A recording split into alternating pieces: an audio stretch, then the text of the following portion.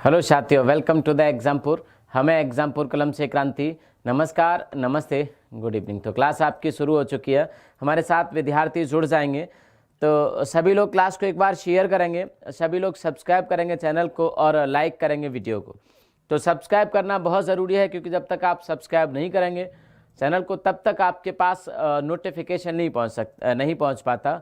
तो आप बहुत सारी क्लासेस से दूर रह जाते हैं अगर नोटिफिकेशन नहीं पहुंच पाता तो। और सामने आपको अभी दिख रहा था एक पोस्टर, जो कि आपके पराक्रम बैच एनडीए, हाँ जी, एक है आपका पराक्रम कॉम्बो बैच, जिसमें NDA plus mission air force, NDA plus mission air force, और एक है हमारा पराक्रम बैच जो कि हाँ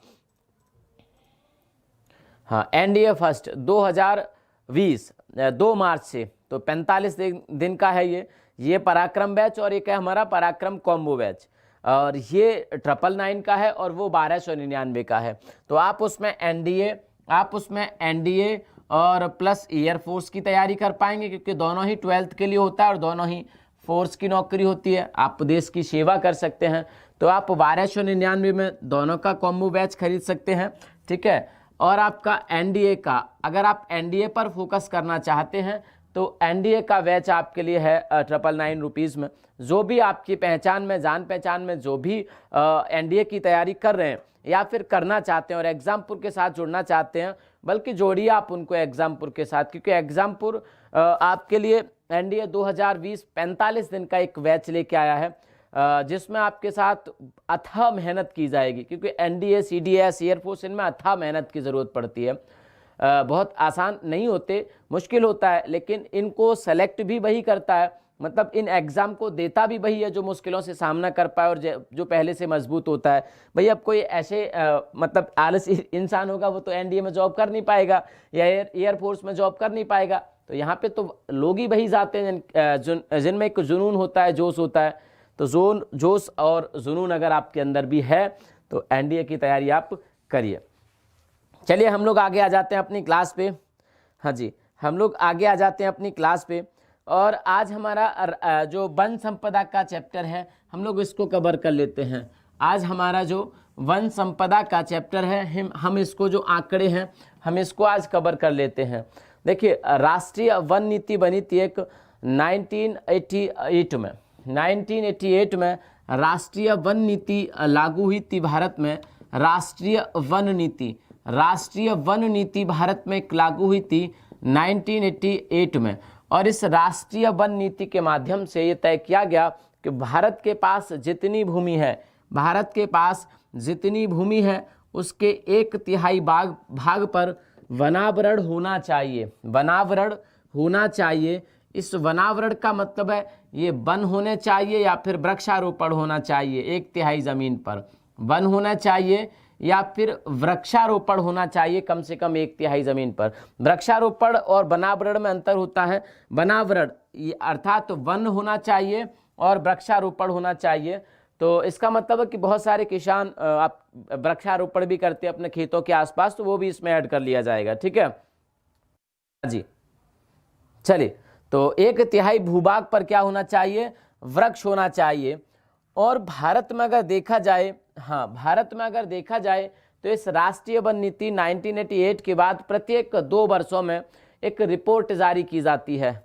प्रत्येक 2 वर्षों में एक रिपोर्ट जारी की जाती है, जो कि वर्तमान में कुछ ही दिन पहले 2019 में की गई थी, उससे पहले 2017 में की गई थी, उससे पहले 2015 में की गई थी, और अब आपकी की जाएगी आगे 2021 में। और तब तक हम इन आंकड़ों पर पढ़ेंगे, तब तक हम 2019 के आंकड़ों पर पढ़ेंगे। राष्ट्रीय जो भारतीय वन रिपोर्ट है, वैसे आपने शायद वन रिपोर्ट की क्लास कर ली होगी, लेकिन यहाँ पर हम यूपी की बात करेंगे, ठीक है। यहाँ पर हम लोग यूपी की बात करेंगे। हाँ चलिए, हाँ यहाँ पर हम लोग यूपी की बात करेंगे, तो जुड़ जाओ हमारे साथ सभी लोग। चलिए, ये राष्ट्रीय वन नीति हो या फिर ये वन रिपोर्ट हो, नीति, हाँ, ये जो वन रिपोर्ट होती है, फॉरेस्ट रिपोर्ट होती है, उसको जारी कौन करता है, इस पर रिसर्च कौन करता है? इसके लिए रिस्पॉन्सिबल होता है भारतीय वन संरक्षण। क्या होता है? Forest survey of India. हाँ, forest survey of India, forest survey of India इसके लिए रिस्पॉन्सिबल होता है। कौन होता है भैया? फॉरेस्ट सर्वे ऑफ इंडिया इसके लिए रिस्पॉन्सिबल होता है। ये इसकी स्थापना अगर देखी जाए तो 1981 में हुई थी। 1981 में फॉरेस्ट सर्वे ऑफ इंडिया की स्थापना हुई थी। भारतीय वन जो रिपोर्ट करता है, सर्वे करता है, उसकी स्थापना कब हुई थी? 1981 में, 1981 में। इसके अगर हेड क्वार्टर की अगर हम लोग बात करें तो इसका हेड क्वार्टर है देहरादून में। कहाँ पर है भैया? देहरादून में इसका हेड क्वार्टर है। तो आप समझ सकते हैं फॉरेस्ट सर्वे ऑफ इंडिया की स्थापना कहाँ पे हुई है? देहरादून में इसका हेड क्वार्टर है। इसी के माध्यम से पूरे देश में वन रिपोर्ट जारी की जाती है। इसी के माध्यम से पूरे देश में वन रिपोर्ट जारी की जाती है। चलिए आगे हम लोग देखेंगे। हाँ, चलिए आगे हम लोग देखेंगे। चलिए पहले हम थोड़ा भारत की बात कर लेते हैं। जब हमने देखा था कि राष्ट्रीय वन नीति 1988 के अकॉर्डिंग कहा गया कि भारत में 33.33% भूभाग पर वन होना जरूरी है। 33.33 भूभाग पर वन होना जरूरी है। 33.33 भूभाग पर वन होना जरूरी है। लेकिन अगर देखा जाए वर्तमान में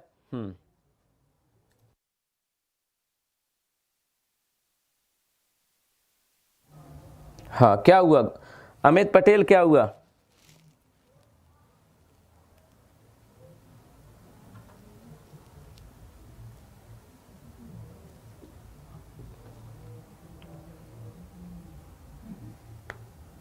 चलो, अगर देखा जाए भारत में पूरा जो वन का आवरण और साथ के साथ जो वृक्षारोपण है, अगर हम उसका आंकड़ा देखें तो ये हम अभी 33.33 से काफ़ी पीछे हैं।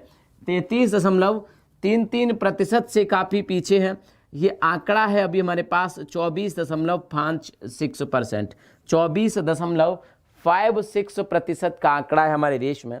अगर हम इसको वर्ग किलोमीटर में देखें तो ये लगभग होता है 8,07,276, 8,07,276 वर्ग किलोमीटर के क्षेत्र पर हमारे पास क्या है?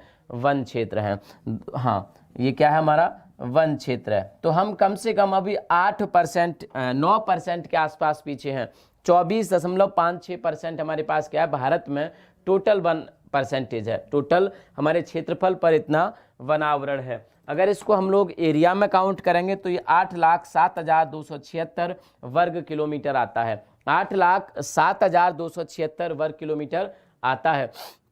अगर हम राज्य के, देश के अगर ऐसे राज्यों के बारे में बात करें जहां पर सबसे ज़्यादा प्रतिशत और दोनों प्रतिशत में या कुल एरिया में सबसे ज़्यादा वन क्षेत्र हैं, तो मुझे बताएगा कि सबसे ज़्यादा भारत के किस राज्य में वन की एरिया है, वन क्षेत्रफल है सबसे ज़्यादा? सर्वाधिक क्षेत्रफल वाले भारत में अगर देखा जाए, सर्वाधिक क्षेत्रफल वाले राज्य, सर्वाधिक वन क्षेत्रफल वाले राज्य, सर्वाधिक वन क्षेत्रफल वाले राज्यों की जब हम बात करेंगे तो इसमें सबसे पहले आता है हमारे देश में, 2019 की रिपोर्ट के अनुसार बात कर रहा हूँ, इसमें सबसे पहले आता है हमारे देश में मध्य प्रदेश। कौन सा आता है? मध्य प्रदेश हमारे प्रदेश में सबसे ज़्यादा वन क्षेत्रफल वाला, वन एरिया वाला, फॉरेस्ट एरिया वाला राज्य है। अगर इसकी बात करें तो ये लगभग 77,782 वर्ग किलोमीटर है। 482 वर्ग किलोमीटर इसका वन क्षेत्रफल है। 77,000, जबकि इसका क्षेत्रफल है लगभग 3,08,000 के आसपास। 3,08,000 वर्ग किलोमीटर इसका क्षेत्रफल है, जिसमें से 77,482 वर्ग किलोमीटर, 77,482 वर्ग किलोमीटर इसका वन क्षेत्रफल है इस राज्य का। सबसे ज़्यादा इसी में है। सबसे ज़्यादा किस में है? इसमें टोटल वन क्षेत्रफल का लगभग 10% है मध्य प्रदेश के पास। भारत में जितने राज्य हैं उसका 10% इसके पास है। ठीक है भैया, इसका 10% इसके पास है। हाँ जी, चलिए आगे आता है दूसरे नंबर पे इसमें अरुणाचल प्रदेश। दूसरे नंबर पे आता है इसमें अरुणाचल प्रदेश। कुल क्षेत्रफल में, कुल वन क्षेत्रफल में आपका 66,688 वर्ग किलोमीटर, 66,688 वर्ग किलोमीटर आपके अरुणाचल प्रदेश का है। दूसरे नंबर पे आता है कुल क्षेत्रफल में। कुल वन क्षेत्रफल में आपका दूसरे नंबर पे आता है 66,688 वर्ग किलोमीटर। तीसरे नंबर पे आता है इसमें छत्तीसगढ़। तीसरे पे कौन आता है आपका? छत्तीसगढ़ आता है तीसरे पे, अर्थात तीसरा सर्वाधिक वन क्षेत्रफल है आपके छत्तीसगढ़ में। छत्तीसगढ़ में तीसरा सर्वाधिक वन क्षेत्रफल है आपका। अगर इसको हम लोग एरिया में बात करें तो ये लगभग 55,611 वर्ग किलोमीटर है। तो ये तो भारत के टॉप 3 राज्य हैं वन वाले, वन क्षेत्रफल वाले। ये क्या है? भारत के टॉप 3 राज्य जिनमें वन क्षेत्रफल है। लेकिन ये तो क्षेत्रफल की बात कर रहे हैं, तो एरिया की बात कर रहे हैं कि टोटल जितना क्षेत्रफल है उसके 77,000 पे ये है। टोटल जितना इनके पास क्षेत्रफल है उसका 66,000 पे यहाँ है। टोटल 55,000 पे छत्तीसगढ़ में है। लेकिन अगर हम लोग बात करें परसेंटेज के मामले में, तो सबसे ज़्यादा प्रतिशत में, मतलब जितनी कुल भूमि है, जैसे कि मान लो 10 वर्ग किलोमीटर की किसी स्टेट की दूरी है, 100 वर्ग किलोमीटर का क्षेत्रफल है, इसके सबसे ज़्यादा परसेंटेज पर तो लो अगर 100 है किसी में और 95 हो जाएगा, तो हालांकि यहाँ पे क्षेत्रफल तो 95 वर्ग किलोमीटर ही हुआ, लेकिन ये परसेंटेज तो देखो 95% भूमि पर वन क्षेत्र है उस राज्य में। तो हम देखेंगे कि परसेंटेज के मामले में सबसे ऊपर कौन है। तो आप में से कोई बता सकता है कि परसेंटेज के मामले में कौन सबसे ऊपर है? देखो आप लोग बता रहे हैं मिजोरम। आप लोग क्या बता रहे हैं? मिजोरम बता रहे हैं, बिल्कुल सही हो जाएगा। मिजोरम के वन क्षेत्रफल की बात करें तो लगभग 85.41% वन क्षेत्रफल है। मिजोरम की बात करें तो 85% भूमि पर उसका वन क्षेत्रफल है। मिजोरम परसेंटेज के मामले में भारत में सबसे ऊपर है। मिजोरम परसेंटेज नॉर्थ ईस्ट का है, तो परसेंटेज सर्वाधिक वन प्रतिशत यहाँ पे लिख लेंगे। सर्वाधिक वन प्रतिशत क्षेत्र वाले, प्रतिशत अर्थात परसेंट क्षेत्र वाले राज्यों की अगर हम लोग बात करें तो यहाँ पे सबसे ऊपर कौन आ जाएगा आपका? सबसे ऊपर आ जाएगा आपका मिजोरम। कौन आ जाएगा? सबसे ऊपर आ जाएगा आपका मिजोरम, जिसका वन क्षेत्रफल परसेंटेज के मामले में देखें तो 85.41% है।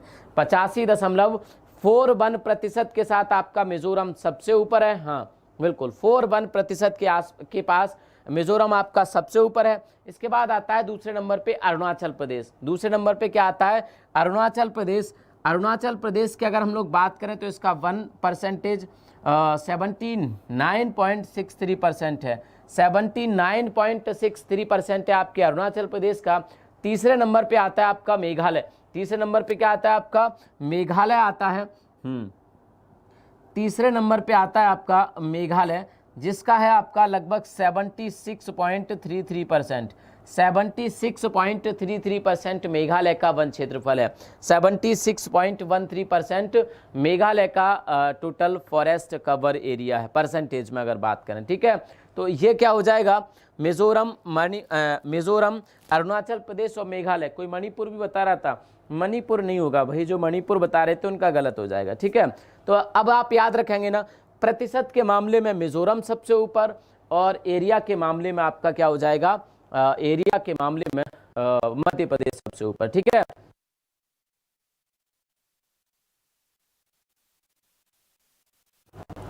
चलिए अब हम बात कर लेते हैं उत्तर प्रदेश की। हाँ, अब हम बात कर लेते हैं उत्तर प्रदेश की। टॉप 3 लिख लिया आपने तीनों, मिजोरम, अरुणाचल प्रदेश, मेघालय, और उधर होगा आपका टॉप 3 में मध्य प्रदेश, अरुणाचल प्रदेश, छत्तीसगढ़। ठीक है, मध्य प्रदेश, अरुणाचल प्रदेश और छत्तीसगढ़, ये टॉप 3 वाले होंगे। अब हम बात कर लेते हैं उत्तर प्रदेश की।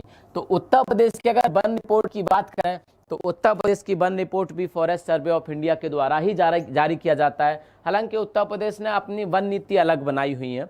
वन नीति अलग बनाई हुई है। पहली वन नीति बनाई थी इन्होंने 26 दिसंबर 1998 में, 1998 में, और दूसरी वन नीति बनाई थी 2017 में। कब बनाई थी?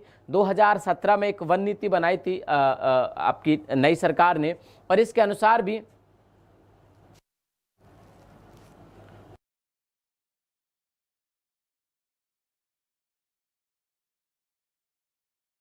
हेलो, वहीं से बंद हो गया था क्या? चलिए, साउंड आ तो रहा है? साउंड आ रहा है भैया।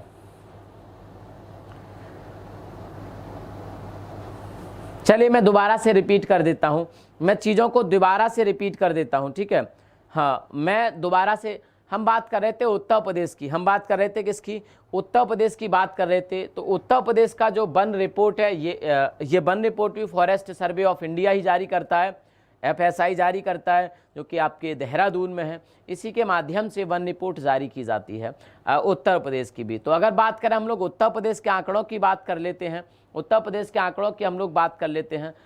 तो अगर बात करें हम लोग उत्तर प्रदेश के वन नीति की, क्योंकि वन नीति तो हर राज्य अपने अपना हिसाब से अलग बनाता है। देश की वन नीति भी होती है, उसकी राज्यों की वन नीति भी वहाँ की सरकारें बनाती हैं, वहाँ का जो वन विभाग होता है वही बनाता है। तो अगर बात करें हम लोग उत्तर प्रदेश के वन नीति की, तो सबसे पहले वन नीति इन्होंने बनाई थी 26 दिसंबर 1998 को, 1998 को।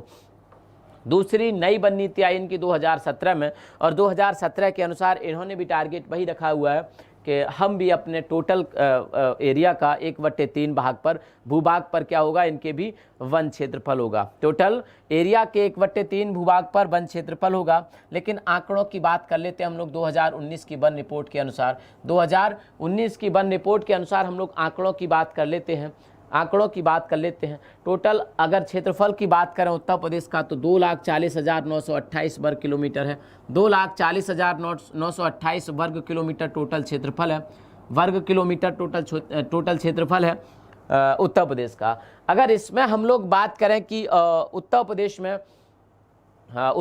में जो वन है उनको 3 आधारों पे डिवाइड कर करके अलग अलग रिपोर्ट देखें, और उसको बाद में हम लोग ऐड कर लेंगे।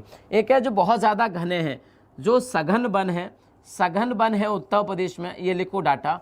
उत्तर प्रदेश में जो सघन वन है, क्या है, उत्तर प्रदेश में जो सघन वन है वो है 2,616 वर्ग किलोमीटर में, 2,616 वर्ग किलोमीटर में। दूसरे आते हैं मध्यम घने वन, मध्यम घने वन, घने वन या मध्यम सघन वन। सघन वन तो बहुत ज़्यादा घने जंगल हो गए, और 2,616 वर्ग किलोमीटर है उत्तर प्रदेश में। अगर बात करें मध्यम घने वन की, तो ये 4,080 वर्ग किलोमीटर है उत्तर प्रदेश में, 2019 की रिपोर्ट के अनुसार, 2019 की रिपोर्ट के अनुसार। अब इसके बाद आता है तीसरा खुले वन। खुले वन की अगर हम लोग बात करें, तो खुले वन का उत्तर प्रदेश में जो आंकड़ा है वह 4,109 वर्ग किलोमीटर। कितना भैया, 4,109 वर्ग किलोमीटर उत्तर प्रदेश में खुले वन का, 8,109 वर्ग किलोमीटर, ठीक है, 8,109 वर्ग किलोमीटर। अब अगर आप इसको टोटल ऐड करोगे तो 15 हो जाएगा, 9 और 1 5, 9 हाँ और 1 10 हासिल वाला ना, तो फिर 0 हो जाएगा यहाँ पे, 7 और 1 8 हो जाएगा, 12 2 14, 14,805 क्या आ जाएगा, 14,805 वर्ग किलोमीटर उत्तर प्रदेश का वन एरिया है। कितना है, 14,805 वर्ग किलोमीटर। कितना भैया, 14,805 वर्ग किलोमीटर, जो कि लगभग 6% के आसपास आएगा। ये क्या है, वन एरिया है, ये क्या है, वन एरिया है। लेकिन अगर वनावरण को भी हम ऐड कर, वृक्षारोपण, जहाँ पर वृक्षों का आवरण है, वृक्षावरण को भी हम लोग अगर इसमें इंक्लूड कर देंगे, किसको इंक्लूड कर देंगे, जो वृक्षों का आवरण है उसको भी अगर हम इसमें इंक्लूड कर देंगे, तो प्रदेश में 7,342 वर्ग किलोमीटर क्षेत्रफल पर क्या है, वनावरण है। क्या है, वनावरण, जहाँ पर जंगल है वो तो हो गया आपका 14,805। लेकिन जहाँ वृक्षारोपण कर रखा है लोगों ने, वृक्ष के द्वारा घिरे हुए जो क्षेत्र हैं वो है 7,342 वर्ग किलोमीटर। टोटल करोगे आप तो 7 हो जाएगा, 4 हो जाएगा, 8 3 11 और 4 7 और 1 12, और ये कितना हो जाएगा, 1 और 1 हासिल, तो 22,147। मध्य प्रदेश में कहाँ पर कितना, 77,000 था, उत्तर प्रदेश में मात्र 22,147 वर्ग किलोमीटर क्षेत्रफल पर। ये ऐड करके इसलिए मैंने आपको दिखाया था, आपको एक लंबे समय तक याद बना रही। 22,147। आप टोटल क्षेत्रफल देखो, 2,40,928, 2,40,928 वर्ग किलोमीटर टोटल क्षेत्रफल है, टोटल क्षेत्रफल। लेकिन है कितना, हाँ वन कितना है, 22,147।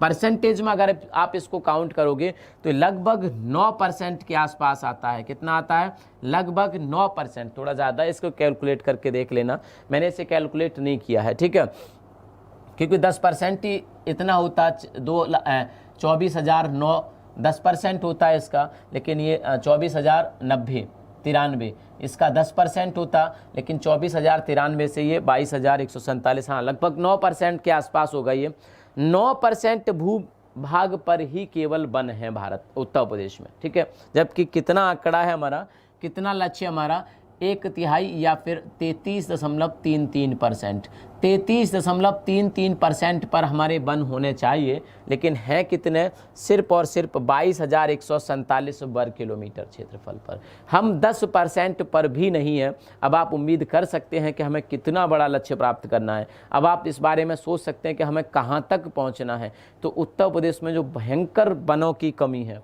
क्या है, भयंकर वनों की कमी है भैया।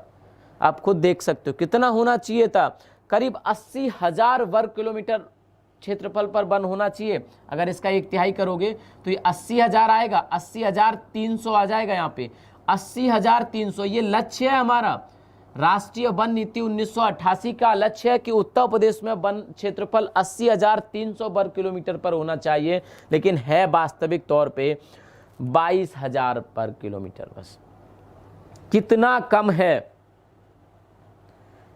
कैसे नहीं दिख रहा सर, नहीं दिख रहा है क्या इनको भाई, इतना तो डार्क डार्क लिखा है, थोड़ी सी ब्राइटनेस कम कर दो, करके देख लो थोड़ा सा, नहीं दिख रहा क्या?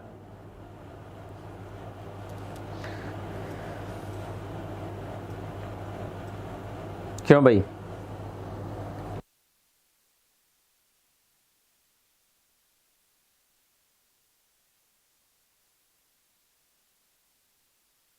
हाँ जी, हाँ, लेकिन एक अच्छी खबर ये है कि जो वन आवरण है 14,805, इसमें लगभग 127 वर्ग किलोमीटर बढ़ा है पिछली बार से, 127 वर्ग किलोमीटर बढ़ा है पिछली बार से।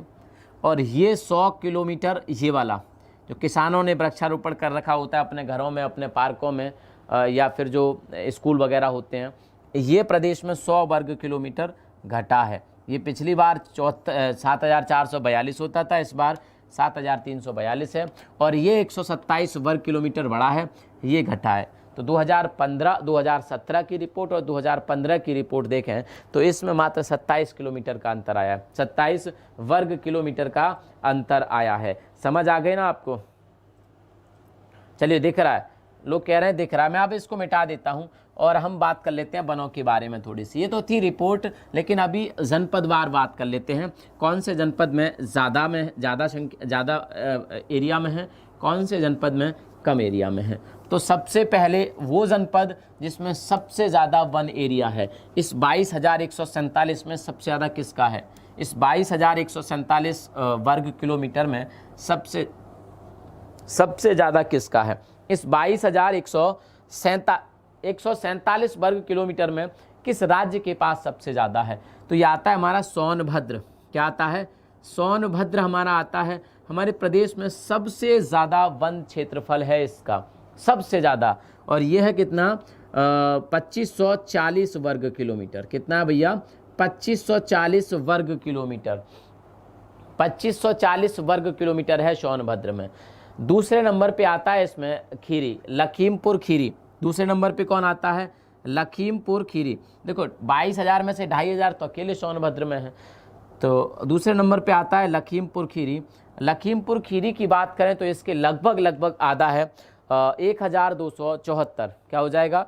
1,274, 1274 या 1275 किलोमीटर वर्ग किलोमीटर के आसपास आपके लखीमपुर खीरी में है। जबकि अगर क्षेत्रफल की बात करें तो ये उल्टे हैं, ये बड़ा है, ये छोटा है, लेकिन वन क्षेत्रफल सोनभद्र का ज़्यादा है और लखीमपुर खीरी दूसरे नंबर पे आता है। तीसरे नंबर पे आता है इसमें सोनभद्र के बगल वाला मिर्ज़ापुर। कौन आता है? मिर्ज़ापुर तीसरे नंबर पे आता है, और मिर्ज़ापुर का जो वन क्षेत्र है वो है 885 वर्ग किलोमीटर। क्या है? 885 वर्ग किलोमीटर मिर्ज़ापुर। तो ये पहले रैंक पे, ये दूसरे रैंक पे, और ये तीसरे रैंक पे। पहला, दूसरा और तीसरा, पहला, दूसरा और तीसरा, हाँ, तो ये पहले रैंक पे, दूसरे रैंक पे, तीसरे रैंक पे। सोनभद्र में 2,540 वर्ग किलोमीटर। ठीक, हाँ जी, सोनभद्र को हम क्या कहते हैं? कैपिटल ऑफ एनर्जी भी कहते हैं इसको, ठीक है। हाँ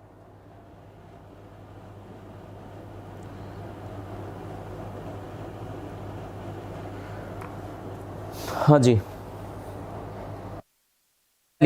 अगर अब सवाल पूछा जाए परसेंटेज में, तो परसेंटेज में भी आपका सोनभद्र ही सबसे ऊपर है।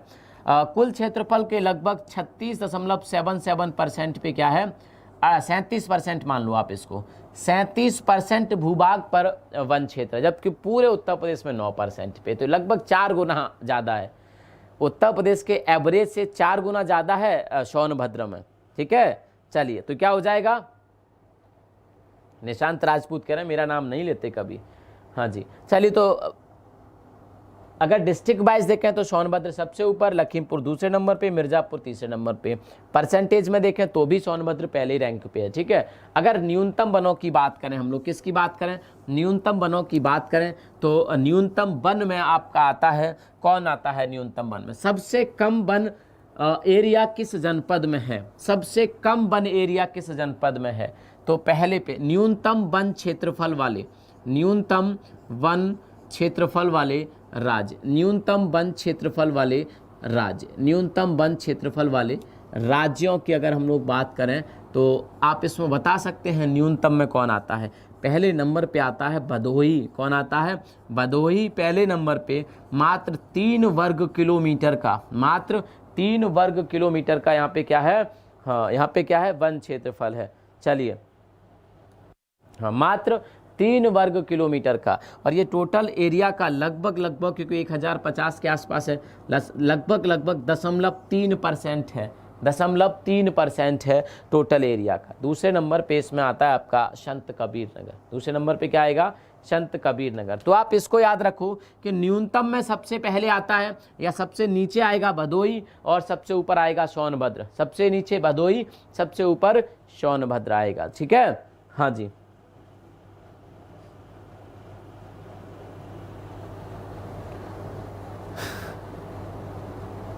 चलो अब हम लोग आ जाते हैं वनों के बारे में। तो रिपोर्ट कहती है वनों के बारे में कि उत्तर प्रदेश में किस प्रकार के वन हैं, तो हम लोग बात कर लेते हैं। उत्तर प्रदेश में वनों को जो बांटा गया है वो 2 आधार पे बांटा गया है।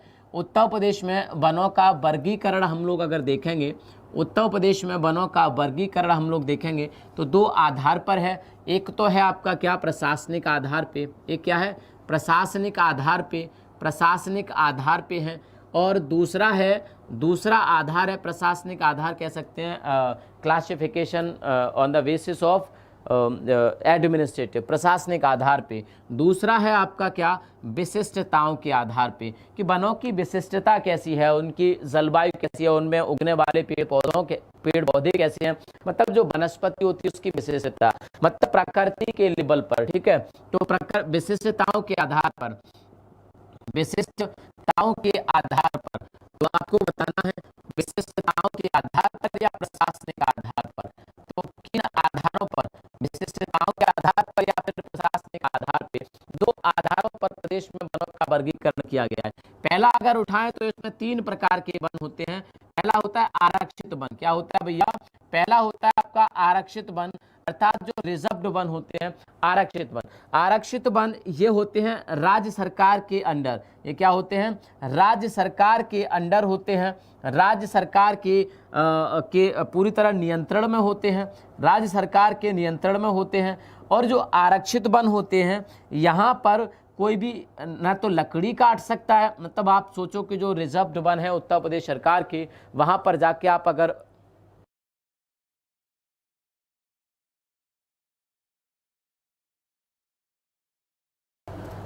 साउंड अगर बफरिंग है, अगर कोई प्रॉब्लम है, कोई समस्या है, तो आप उसे रिफ्रेश कर लो एक बार, आप उसे क्या कर लो, रिफ्रेश कर लो। भैया साउंड इधर से ओके है, मैं क्या कर सकता हूँ, इधर से ओके है, एकदम ठीक चल रही है।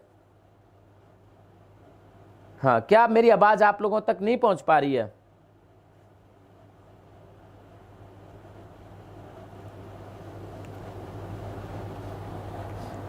अगर पहुँच रही है तो बताओ, मेरी आवाज़ नहीं पहुंच रही क्या आप तक? अगर ओके है तो बताओ, आवाज़ नहीं आ रही, सब सही है।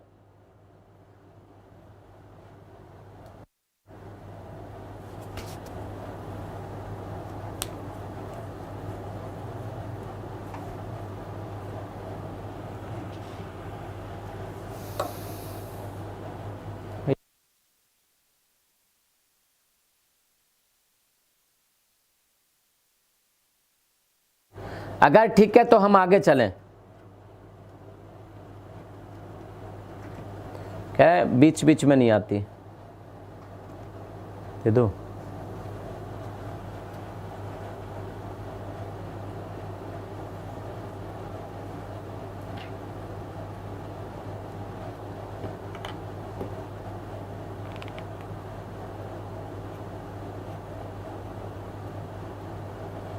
चलो अगर आ रही तो ठीक है फिर, ठीक है।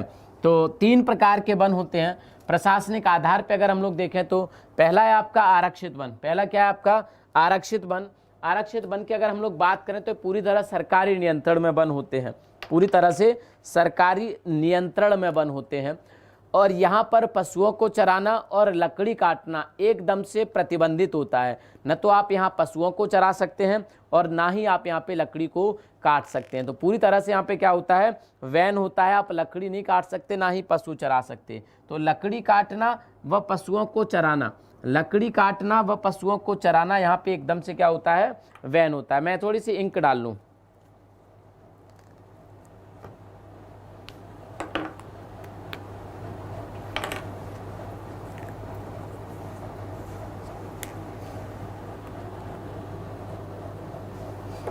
हाँ जी,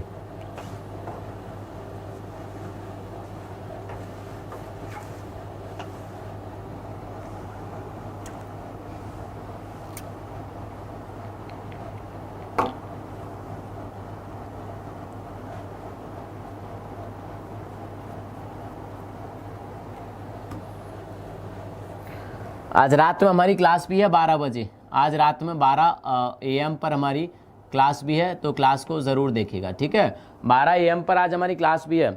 हाँ चलो, तो अब इधर आ जाते हैं हम लोग, इधर आ जाते हैं। आरक्षित वन अर्थात राज्य सरकार के नियंत्रण में होते हैं, पूरी तरह से क्या होता है? राज्य सरकार के पूरी तरह नियंत्रण में होते हैं। यहाँ पर लकड़ी काटना, पशुओं को चराना मना होता है। दूसरे वन पे आ जाते हैं। दूसरे वन होते हैं यहाँ पे संरक्षित वन। क्या होते हैं? संरक्षित वन। ये जो संरक्षित वन होते हैं, इनमें अंतर क्या होता है कि होते ये भी राज्य सरकार के नियंत्रण में ही होते हैं, होते राज्य सरकार के वन विभाग के नियंत्रण में ये भी हैं। तो राज्य सरकार के नियंत्रण में होते हैं। किस में होते हैं? राज्य सरकार के नियंत्रण में होते हैं ये। और नियंत्रण में होने के साथ साथ लेकिन आप यहाँ से लकड़ी काट सकते हैं, थोड़ा बहुत, ज़्यादा नहीं, लेकिन ऐसे नहीं कि आप पूरा जंगल ही बेच दो। लकड़ियों के लिए आप यहाँ पे जा सकते हैं कि अगर कहीं सूखी साखी लकड़ी मिल जाए तो आप उसे ले आओ। मतलब इसमें इंसानी प्रवेश वर्जित नहीं होता, आप जा सकते हैं यहाँ पर। आप पशुओं को भी चरा सकते हैं। आप क्या कर सकते हैं? पशुओं को भी चरा सकते हैं। तो ये लकड़ी काट सकते हैं आप यहाँ से, पशुओं को चराने की छूट होती है। मतलब यहाँ पे क्या कर सकते हैं? हम और आप सभी घूम सकते हैं इन वनों में। और उनको कहा जाता है कि राज्य सरकार के संरक्षित वन हैं। और आरक्षित वनों में कोई नहीं जा सकता, कोई प्रवेश नहीं कर सकता।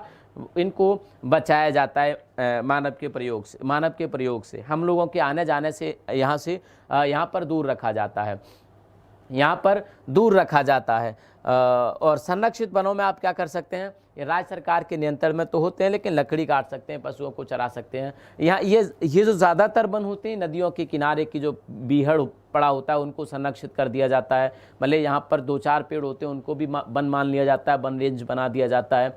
कभी नदी के किनारे है, कभी कोई बहुत बड़ी सरकारी ज़मीन पड़ी है, उसको वन विभाग के अंदर दे दिया तो वो भी वन में काउंट किया जा रहा है। और जैसे ऊसर भूमि होती है जहाँ पर गांव देहात के लोग अपने पशु चराते हैं, तो ये सभी वही प्रकार के वन होते हैं, इनको हम संरक्षित वन कहते हैं। जरूरी नहीं है यहाँ पे पेड़ भी होते हैं, ऐसे ही हो रहा है आजकल तो। और तीसरे वन होते हैं यहाँ पे अवर्गीकृत वन। तीसरे क्या होते हैं? अवर्गीकृत वन होते हैं। अवर्गीकृत वन होते हैं। अवर्गीकृत वन की अगर हम लोग बात करें तो ये न तो आरक्षित है अभी तक, और न अभी तक इनको संरक्षित वन में जोड़ा गया है। ये भविष्य के लिए खाली छोड़ दिए गए हैं और इनका नाम दिया गया है कि ये अवर्गीकृत हैं। भविष्य में ज़रूरत पड़ने पर इनको संरक्षित या आरक्षित किया जा सकता है। समझ में आ रहा है? तो भविष्य में इनको जरूरत पड़ने पे संरक्षित या आरक्षित वन बनाया जा सकता है। तो प्रशासनिक आधार पे या सरकार की दृष्टि से देखें तो 3 प्रकार के वन होते हैं हमारे पास। हमारे यूपी में कितने प्रकार के वन होते हैं? 3 प्रकार के वन हैं, संरक्षित वन, आरक्षित वन और अवर्गीकृत वन, जिनको अभी तक कैटेगराइज नहीं किया गया है, किसी एक वर्ग में नहीं रखा गया है। मेरी बात समझ में आ गई आपको? अभी तक किसी एक वर्ग में उनको नहीं रखा है। ये तो थी कि सरकार के स्तर से सरकार कैसे कैटेगराइज करती है उनको। अब हम देखते हैं कि विशिष्टताओं के आधार पर वन कैसे होते हैं, कितने प्रकार के होते हैं। विशिष्टताओं के आधार पर वनों का जो वर्गीकरण है हम लोग देख लेते हैं कितने प्रकार के होते हैं। तो उत्तर प्रदेश की अगर बात करें तो उत्तर प्रदेश में विशिष्टताओं के आधार पर भी 3 प्रकार के वन पाए जाते हैं। 3 प्रकार के वन पाए जाते हैं यूपी में, और वो जो वन है 3 प्रकार के उनको देख लेते हैं एक एक करके हम लोग, ठीक है। उत्तर प्रदेश में विशिष्टताओं के आधार पर 3 प्रकार के वन हैं। हाँ,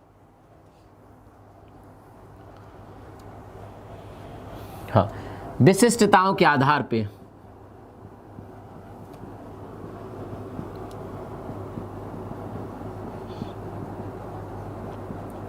विशिष्टताओं के आधार पर प्रदेश में अगर वन देखें तो ये भी 3 प्रकार के हैं। पहला होता है आपका क्या, उष्णकटिबंधीय। उष्णकटिबंधीय तो प्रदेश की जलवायु है ना। उष्णकटिबंधीय नम पर्णपाती वन, नम पर्णपाती वन, ये नम होते हैं, ठंडे इलाकों में होते हैं। पर्णपाती वन, ये जो वन होते हैं ऐसे स्थानों पर ज़्यादा होते हैं जहाँ पर बरसात की मात्रा लगभग 150 सेंटीमीटर वार्षिक बरसात तक होती है। तो 100 से लगभग 150 तक जहाँ बरसात होती है प्रदेश में, 100 से लगभग 150 जहाँ बरसात होती है, जिसमें कि आपके उत्तर प्रदेश के तराई क्षेत्र आते हैं, तराई एरिया के क्षेत्र आते हैं, जिसमें कि आपका बलरामपुर है, श्रावस्ती है, ये आपका लखीमपुर खीरी है, आपका गोंडा है, गोरखपुर है। इन क्षेत्रों में क्या होते हैं, इस प्रकार के वन पाए जाते हैं। कैसे, उष्णकटिबंधीय नम पर्णपाती वन, उष्णकटिबंधीय नम पर्णपाती वन ऐसे क्षेत्रों में पाए जाते हैं जहां पर प्रदेश में ज़्यादा बरसात होती है। ये सवाल भी पूछा जा सकता है कि निम्नलिखित में से किस तरह के वन तराई के क्षेत्रों में पाए जाते हैं, तो हमारा सही जवाब होगा वहां पर उष्णकटिबंधीय नम पर्णपाती वन, उष्णकटिबंधीय नम पर्णपाती वन हो जाएगा हमारा, ठीक है। तो ये कहाँ पर पाए जाते हैं, आपके तराई के क्षेत्रों में ये वन पाए जाते हैं।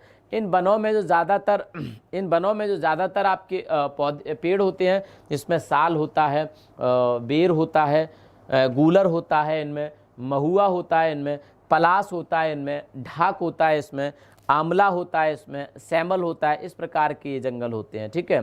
पलास है और ढाक है, आंवला है। पलास तो खैर हालांकि बहुत ज़्यादा ऊंचाई पे पाए जाते हैं और प्रदेश में ज़्यादा पलास पाया भी नहीं जाता है। तो हाँ जी, तो ढाक है इसमें, तो ऐसे साल है, सागौन है, इस प्रकार के वन यहाँ पे ज़्यादा पाए जाते हैं। बेर भी होता है। तो उष्णकटिबंधीय नम पर्णपाती वन तराई के क्षेत्रों में पाए जाते हैं, जिसमें कि आपका लखीमपुर खीरी है, क्या है, लखीमपुर खीरी है, और आपका गोंडा है, और आपका बहराइच है, श्रावस्ती है, इन क्षेत्रों में गोरखपुर है, इन क्षेत्रों में देवरिया है, इन क्षेत्रों में आपके वन पाए जाते हैं, ठीक है, भाबर और तराई के क्षेत्रों में। आगे आ जाता है आपका उष्णकटिबंधीय शुष्क पर्णपाती वन। क्या आ जाता है, आगे आ जाता है आपका उष्णकटिबंधीय शुष्क पर्णपाती वन। हाँ जी, उष्णकटिबंधीय शुष्क पर्णपाती वन दूसरे तरह का वन है आपका। तो पहला हो गया और दूसरा देख लेते हैं। ये आपका उष्णकटिबंधीय शुष्क से आप देख पा रहे होंगे जहाँ पर बरसात थोड़ी ज़्यादा होती है, थोड़ी कम होती है, सॉरी। उष्णकटिबंधीय शुष्क पर्णपाती वन, ये ऐसे क्षेत्रों में पाए जाते हैं जहाँ पर वर्षा 50 से 100 सेंटीमीटर के बीच में होती है। 50 से 100, या फिर इस 50 को आप थोड़ा सा बढ़ा सकते हैं, 75 के आसपास मान सकते हैं। 75 से 100 सेंटीमीटर वार्षिक वर्षा जहाँ पर होती है, वहाँ पर इस प्रकार के वन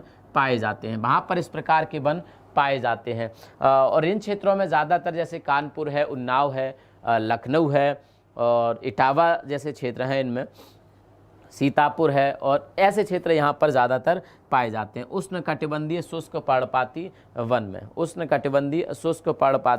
वन में। इसमें आपका रायबरेली है, अमेठी है, प्रतापगढ़ है, इन क्षेत्रों में ज़्यादातर ये वन पाए जाते हैं। तीसरे प्रकार के वन हैं कटीली झाड़ियाँ। तीसरे प्रकार के वन क्या है उत्तर प्रदेश में,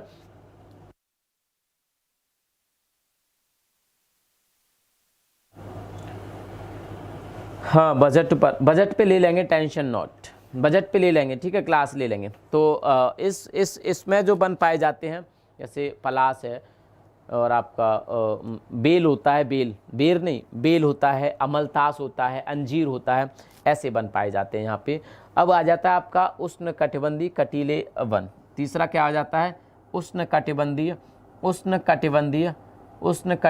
कटीले वन, ठीक है, उष्णकटिबंधीय कटीले वन तीसरा आ जाता है, कटीले वन तीसरा आ जाता है। और ये ज़्यादातर जो सबसे कम बरसात जहाँ पर होती है 50 से लेकर 75 सेंटीमीटर वार्षिक वर्षा, 50 से लेकर 75 सेंटीमीटर वार्षिक वर्षा तक जहाँ होती है वहीं पर पाए जाते हैं, ठीक है। 50 से 75 सेंटीमीटर वार्षिक वर्षा जिन क्षेत्रों में होती है वहीं पर ये वन पाए जाते हैं। जैसे कि आपके बुंदेलखंड के इलाके हैं, आगरा है, ऐसे क्षेत्रों पर जहां बरसात कम होती है वहां पर ये कटीली झाड़ियां पाई जाती हैं। इन कटीली झाड़ियों के साथ साथ कुछ और पौधे भी होते हैं, जैसे नीम वगैरह के पौधे भी यहाँ पे होते हैं। नीम है, थोर है, कत्था है, यहाँ पे फुलाई है, धामन है यहाँ पे। तो ऐसी चीज़ें यहाँ पे पाई जाती हैं इन वनों में कटीली झाड़ियों के रूप में। छोटे छोटे पौधे यहाँ पे होते हैं। इन वनों की लंबाई ज़्यादा नहीं होती। सबसे ज़्यादा जो वनों की लंबाई होती है वो होती है उष्णकटिबंधीय नम पर्णपाती वन। जो तराई के क्षेत्रों के वन होते हैं उनकी लंबाई सबसे ज़्यादा होती है। सबसे कम लंबाई होती है जो तीसरे प्रकार के वन होते हैं। तीसरे प्रकार के वन होते हैं कटीली झाड़ियों की। ये छोटी हाइट के होते हैं, इनकी जड़ें दूर तक फैली होती हैं। इनकी जड़ें दूर तक फैली होती हैं क्योंकि यहाँ पानी कम होता है और पौधे का नेचर होता है कि जिस ज़मीन में पानी कम होता है उसकी जड़ें फैलती हैं पानी की तलाश में और एक बहुत बड़े एरिया से पानी को एब्जॉर्ब करती है अपने जीवन को चलाने के लिए, इसलिए इनकी हाइट भी बहुत ज़्यादा नहीं होती। हालांकि इनकी जड़ें बहुत लंबी फैली होती हैं जो आपके बुंदेलखंड के क्षेत्र जंगल होते हैं। हाँ जी, तो अब आप समझ चुके होंगे उत्तर प्रदेश की वन रिपोर्ट देखी थी हमने, कितना प्रतिशत एरिया पर वन क्षेत्रफल है और कितने वर्ग किलोमीटर की एरिया पर वन क्षेत्रफल है। भारत में कौन से स्टेट पहले हैं, कौन इस रिपोर्ट को जारी करता है, कौन जनपद भारत में पहले नंबर पे या दूसरे नंबर पे है, कौन सबसे कम पे है, और भारत अपने लक्ष्य से उत्तर प्रदेश अपने लक्ष्य से कितना पीछे है, भारत कितना पीछे है। और साथ के साथ हमने देखा उत्तर प्रदेश में वन कितने प्रकार के पाए जाते हैं। 2 प्रकार के होते हैं, एक प्रशासनिक आधार पर वनों का वर्गीकरण और एक विशिष्टताओं के आधार पर। आपने देखा प्रशासनिक आधार पर कितने प्रकार के वन हैं, विशिष्टताओं के आधार पर कितने प्रकार के वन हैं। तो ये थी उत्तर प्रदेश की वन संपदा, इससे ज़्यादा और भी कुछ नहीं है। मैंने तीनों प्रकार के वन समझा दिए, तीनों इधर के और तीनों उधर के, 6 प्रकार के वन समझा दिए कि किस किस प्रकार के वन होते हैं हमारे प्रदेश में, ठीक है, किस किस प्रकार के वन हमारे क्षेत्र में होते हैं। चलिएगा, इस क्लास को आज हम लोग यहीं तक रखेंगे।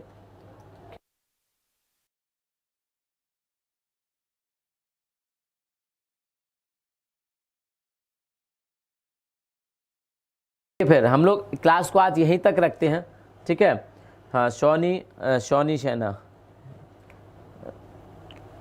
चलिए आज हम लोग 12 बजे मिलते हैं, ठीक है। आज हम लोग 12 बजे मिलते हैं, सभी विद्यार्थी 12 बजे मिलेंगे और आज हम संघ सरकार और राज्य सरकारों के बारे में पढ़ेंगे, ठीक है।